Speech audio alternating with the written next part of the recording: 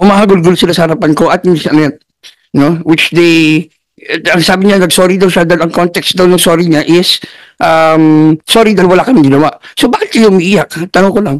And we also have this proofs that they're lying. Bago pa po ako umalis, ayaw pa po nila ako paalisin. Gusto po nila magstay po ako dun hanggang check-out time ng hotel. Hinihila pa po nila ako. Tinatanggal pa po ni Jojo yung sapatos ko. Gusto niya pa po ako pahigain. Pero pinipilit ko na po silang makaalis. Nagsinungaling ka na sa dito.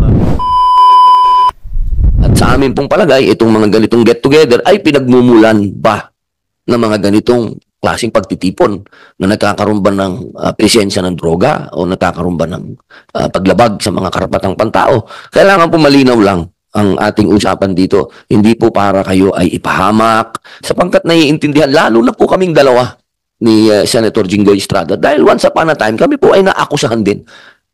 Naiintindihan namin ang nararamdaman ng akusado. At nararamdaman ko din ang nararamdaman ni Sandro Mulak. Sapagkat ako'y artista din. Kami ay walang pinapanigan dito. Kailangan namin makagawa ng batas. At nasa inyo naman po ang pagkakataon na matulungan kami sa mga simpleng tanong. Napakasimpleng tanong. At nasa inyo na po ang kalayaan para sagutin ang mga simpleng tanong na wala naman po yung katanungan doon sa naganap. Doon lang po ang tanong ay doon sa pinangyarihan. Ano ba?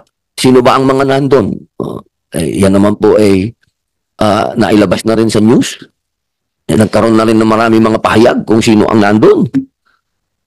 Ito lang po, kailangan lang namin matulungan niyo po kami. Kung sa mga simpleng tanong.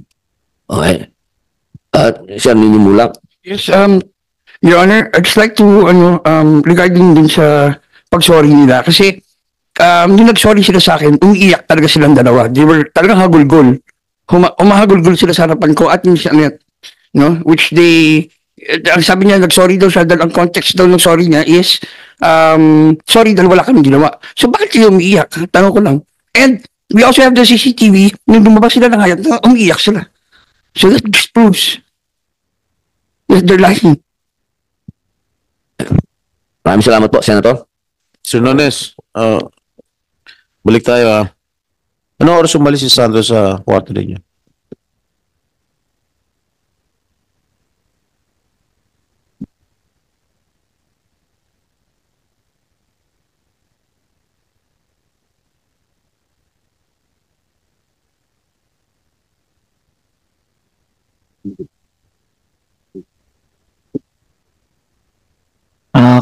Close to 7 a.m. po, Your Honor, pero hindi ko na maalala yung eksaktong oras. Sandro, alas 7 ka na raw lumabas sa hotel? Kwarto nila? No po, Your Honor. Mga 6:40 po. Yeah, around that time. Yes po. Alright. Mr. Nones, paano umalis o nakaalis si Sandro sa kwarto? So may nagpaalam sa inyo? Nagpaalam ba siya o bigla siya tumakbong paalis? Nagpaalam po siya, Your Honor. Ano sinabi niya sa'yo? Sabi niya, tinitext na siya ng girlfriend niya, tapos yun, so alis na siya. Sabi namin, okay. Ano? Sabi niya, alin? Sabi niya po, tinitext daw siya ng girlfriend niya, tapos sabi namin, okay, sige. Tapos umalis na po siya, nagpaalam na po. Bago siya umalis, wala ka pa sinabi sa kanya? Wala naman po, Your Honor. Nag-ayos lang siya ng buhok, tapos lumabas na po siya ng ring. Wala ka bang sinabi sa kanya, O Sandro, what happens here stays here? Wala pong ganun, Your Honor. Sandro? May sinabi ba siya bago ka umalis? Meron po, Your Honor. Ano sinabi niya? What happened here stays here. Yun po yung sinabi niya sa akin. Ano? Dones?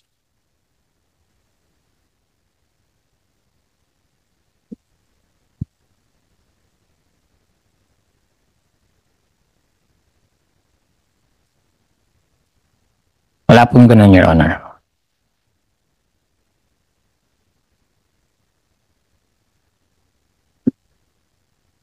Sigurado ka? Yes po, Your Honor. Sandro, paano niya sinabi sa'yo? Sinong kasama sa kwarto nung sinabi niya yun? Si Richard Dode Cruz po. Actually, Your Honor, bago pa po ako umalis, ayaw pa po nila ako paalisin. Gusto po nila magstay po ako dun hanggang check-out time ng hotel. Hinihila pa po nila ako. Tinatanggal pa po ni Jojo yung sapatos ko. Gusto niya pa po ako pahigain. Pero pinipilit ko na po silang makaalis ako. Mr. Nones, may dagdag pa pala si Sandro. Bukod sa nagsinungaling ka na sa dito na wala ka sinasabi na what happens here or what happened here stays here, meron ka pa palang ayaw pa pala sa pakawalan. Pinahiga mo pa pala. Gusto mo, pinatatanggal mo pa yung sapatos niya. Your Honor, these are allegations po, hindi pa ako nagsisinungaling, and these allegations we will answer in the proper forum since the case is already with the DOJ, Your Honor. O sige, pagkalis ni Sandro, ano ginawa mo? Natulog ka na lang ba? Kumain ka ng breakfast? Parang wala nangyari.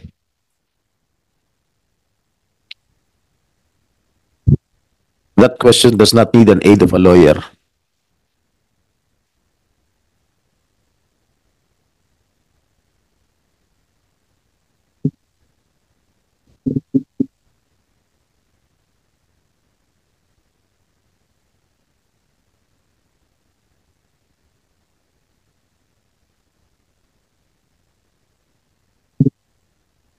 Answer.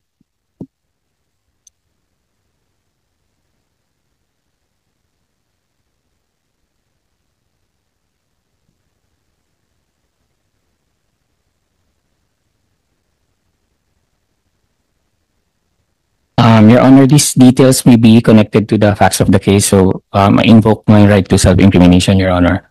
What? Attorney, are you giving legal advice, pieces of advice to him? This is not an incriminating question. With due respect, No. Yes or no? Your Honor, my client is just raising his right, a constitutional right against self-incrimination, because these are details of the case which may be used against us, and considering that we have not yet been furnished with a copy of the complaint, we don't know the contents of the complaint, Your Honor, so we might say facts that may incriminate. Tanong ko lang, when Sandro left the room, what did he do? Did he just sleep? Your Did he eat breakfast? Is that incriminating? Honor, As a point of view of a lawyer, Your Honor, why don't you answer me? Is that an incriminating question? Yes or no? Your Honor, I wouldn't say that Yes or no? it may be incriminating, Your Honor. How can it be incriminating? I ask you. Your Honor, with due respect, I can only answer that once we receive the copy of the complaint, Your Honor, because that fact may be connected to the allegations of the complaint. So as of now, Your Honor, we would rather invoke my client's right against self-incrimination, because we do not know yet the specific allegations of the complaint.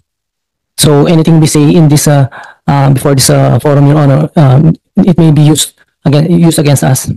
But I repeat, these questions, my questions that I'm asking your client are not incriminating questions. So in fact, he can answer my questions directly without even consulting you. Di ba?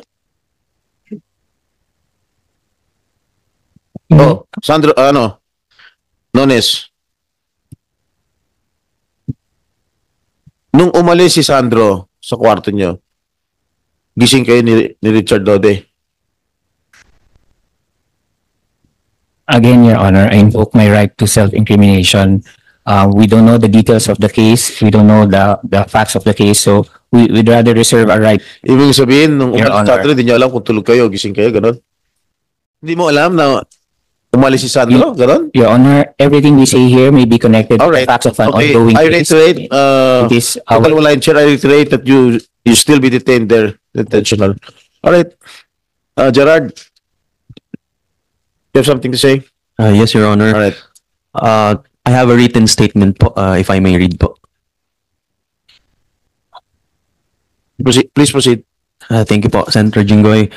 Unang-una po ay nagpapasalamat po ako sa kagalang-galang na komiting ito sa pag-imbita at pagbibigay po ng pagkakataon sa akin para magbigay ng kahit kaunting liwanag sa madilim na pinagdadaanan ng mga biktima ng pangahalay, sexual abuse at sexual harassment nakaraan.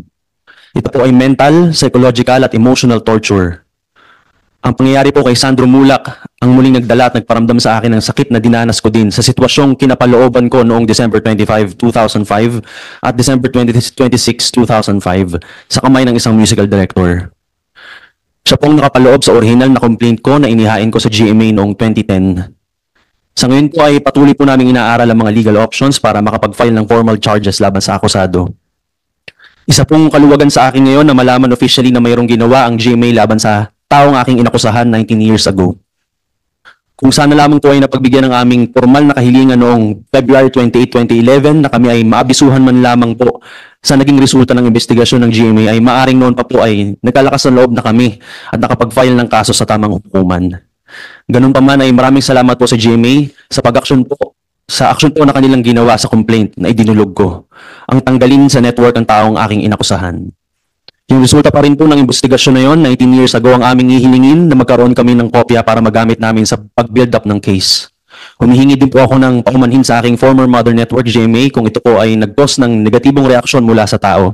Pero hindi ko po hangad na sirain at dungisan ng magandang imahe at reputasyon ng GMA. Hindi ko po ito laban against GMA kundi sa mga taong gumagawa ng kahalayan at kasamaan. Sa gulang po ng 15 years old ay maaring maranasan ng isang bata. Pero dahil po sa aking marugdog na pangarap na may ahon ng aking pamilya sa kahirapan, ay pinilit ko pong kalimutan ang pangyayaring ito sa aking puso at isipan. Hindi po alam ng aking pamilya pero 4 na beses po akong nag-isip na tapusin na ang aking buhay. Dahil sa matinding kahihiyan na maaari kong maranasan kapag nalaman ito ng lahat. Dahil sa pandidiri ko sa sarili ko na ginawan ako ng ganito. Dahil alam ko po sa sarili ko na wala akong magagawa at walang makikinig sa akin. Kaya pinilit ko itong burahin sa puso't isipan ko dahil din sa matinding takot na kapag binalikan ako ng taong umabuso sa akin ay hindi ko na may pagpapatuloy pa ang pag-abot sa aking mga pangarap para sa aking pamilya at sa huli ay madamay pa sila. Ako po ang breadwinner ng aking pamilya at gagawin ko po ang lahat, maigapang lamang po sila sa kahirapan at matiyak ko ng papag-aral ko ang aking 4 na kapatid.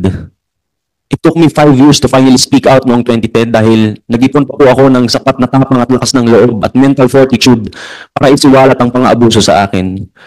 Bilang 50 years old, ako po ay mahina, walang kalaban-laban, walang magagawa, walang kilala. Ako po ay isang mahirap lamang. Hinihiling ko po sa kagalang-galang na committing ito na mas paigtingin po natin ang batas laban sa sexual harassment, sexual abuse, rape, lalo na po ang male rape. Mas mahaba pong prescription period po sana dahil ang mga biktima po ay may iba't ibang kapasidad at kakayahan para lumantad. Para naman po sa mga kumpanya, korporasyon o organizations ay alagaan po natin sana lalo yung mga biktima na nagsusumbong sa inyo at nang sa ganun po ay magkaroon talaga sila ng ibawang lakas ng loob para isiwalat ang kasamaan. Para hindi naman po yung nagsumbong ay parang na left in the dark na lang po sila at parang na left alone in the battle. Yung psychological at psychiatric support po sa biktima ay napakalaking bagay. Lalo po kung bata ang biktima, sana ay magkaroon din po ng safeguards para kahit inalis na po yung sex offender ay hindi mababalikan o magagantihan ng biktima ng mga kaibigang nasa posisyon at may loyalty doon sa taong naranasan at matatawag po itong double jeopardy. Ako na po ang naabuso, ako pa po ang nawala ng trabaho. Ang paglabas ko pong ito ay hindi lamang para makamit ko ang personal na katarungan. Kaakibat na po dito ang malalim na adikain ko ngayon na maimulat po ang mga mata ng ating mga kababayan at mga kabataan sa mga ganitong klaseng pang-aabuso at huwag pong maliitin at sabihin napakatagal nang nangyayari na ito po ay sadyang kalakaran na lalo na sa industriya ng showbiz. Any form of sexual abuse, harassment, assault, and rape is never okay. Hangad ko pa na mabigyang lakas ng loob din po ang mga biktima na lumantad at agad ding magsumbong sa oras na makaranas sila ng ganitong klaseng pang-aabuso. Sa katunayan po ay marami na po nagme-message sa akin tungkol sa kanilang mga kwento bilang mga biktima ng sexual harassment, rape at abuse. Saka pa ako po naging biktima ng ganitong pang-aabuso kay Sandro, kaysa niyo po akong lahat sa inyong laban. Lastly po ay para sa GMA, hiling ko po na ito po ay finally magkaroon na po ng closure. I apologize po kung naging mapaghanap po ako sa network. Ako po ay isang bata lamang noon na may matawag na pangarap. Ang GMA po ang aking itinuring na tahanan, sandigan at pader ng mga panahong yun. Ulitin ko po na hindi po ako makikilala at magkakapangalan po sa industriya kung wala po ang GMA. Up until now, proud po ako na ako po ay minsan ay naging kapuso. Ngayon po ay handa ko ng harapin ang tunay kong kalaban, ang nanghalay at umabuso sa akin noong ako po ay 15 years old pa lamang. Si Mr. Danny Tan. Maraming salamat po. Pinangalanan mo na. Okay, anong balak mo? You're going to file a case against him? Yes po, Your Honor. You. Yes po, Your Honor. Anong kaso? Sexual harassment? We're looking at, we're still studying po, Your Honor, ang rape or child abuse okay. po. Yeah. All right. Just to give you a background, no. Before, no, correct me if I'm wrong. Do you have a lawyer with you who incidentally was also my lawyer, ha? Yung rape, commonly it's man and a woman. Okay. Ngayon yung expanded rape law, which has been enacted how many years ago? 5 years ago lang yata. 5 years ago ba? Expanded rape law. Ha? Meron ng expanded rape law which was enacted around, if I'm not mistaken, 5 years ago. Kasama na yung male to male, saka female to female. Ang pagkakaintindi ko yung sa male to male, merong penetration. Was there a penetration? If you remember, that was 19 years ago. Baka naman nakalimutan mo na.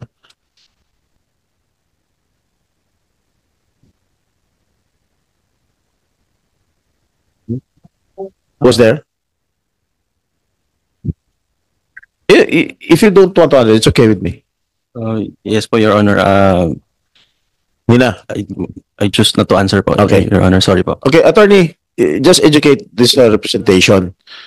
Kung itutuloy niyo yung kaso against yung accuser ni Gerald Santos, ano yung kaso i-file nyo? Kasi pag rape, wala pa yata expanded rape law nung araw. You're correct, Senator. Nang time na yung wala pa na Please, Mike. You're correct there, Senator. Nung time ng child abuse or sexual harassment. You know the penalty of sexual harassment. Educate myself. Think sexual harassment in about 6 years, something. Only.